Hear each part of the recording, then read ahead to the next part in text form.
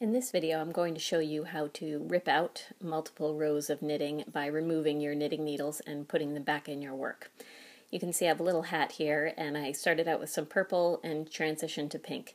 But I decided that my pink section is too wide, and I want to go back and just have 5 rows of pink in there. So the first step, which is the scariest for most knitters, is that you're going to remove your knitting from the needles. If you have especially slippery yarn, this can be a little bit trickier, but a lot of times you'll find that the stitches don't run away quite as fast as you thought they might. So I'm pushing the stitches right off the end of my needle, and my needle will be completely out of my work. Then I'm going to take the working yarn that's attached to my knitting and start pulling. It helps if you've marked the beginning of your row, so you know where to pull back to. I may use the tail as a reference here.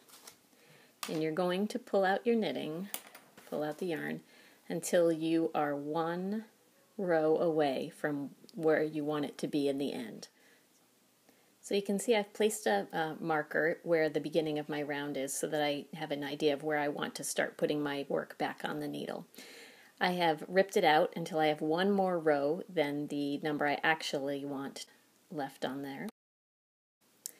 So now I'm at the last place where I have 1, 2, 3, 4, 5, and the 6th one is the last row up on top.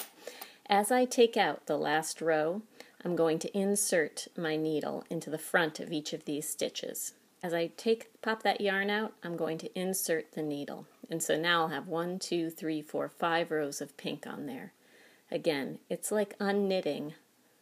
It is unknitting the last row.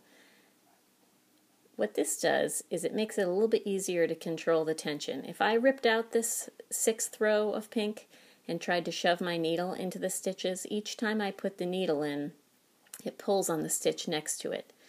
Because I still have a row of knitting in there, it's a little bit easier to keep the stitches from dropping out. So you can see I'm putting them back on. 1, 2, 3, 4, and the 5th row is on the needle.